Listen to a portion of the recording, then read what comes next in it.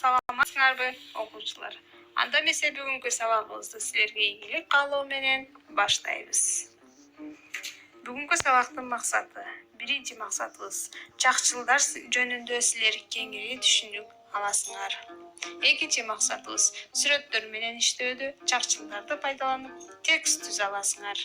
Ал эми үчүнчү максатыбыз орфографиянын негизинде туура жана таза жазууга, сулуу жазууга тарбияланасыңар.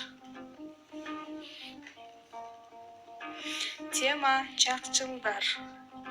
Чакчыл деп чакты жана жакты көрсөтпөй туруп, этиштин кошумча кыймыл-аракетин билдирген, бышыктооштук милдет аткарган этиштин өзгөчө түрү чакчылдар деп аталат.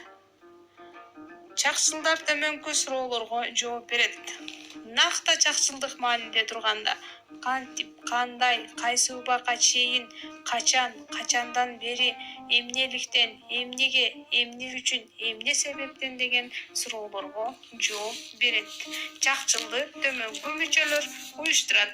Алар өп, а, ганы, каны, канча, майынча, кычакты.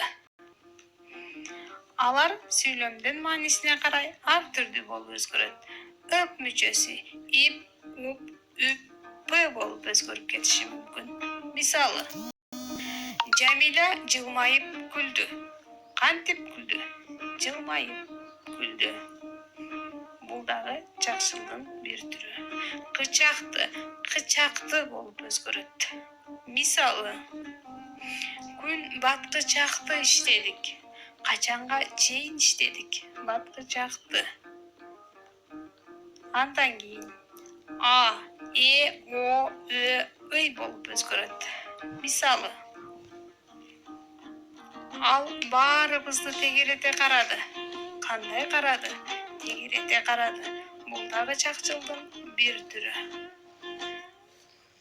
Майынча, мейинче, моюнча, мөйүнчө болуп өзгөрүп кетет. Мисалы: Сен келмейинче барбайм. Эмне үчүн барбайм?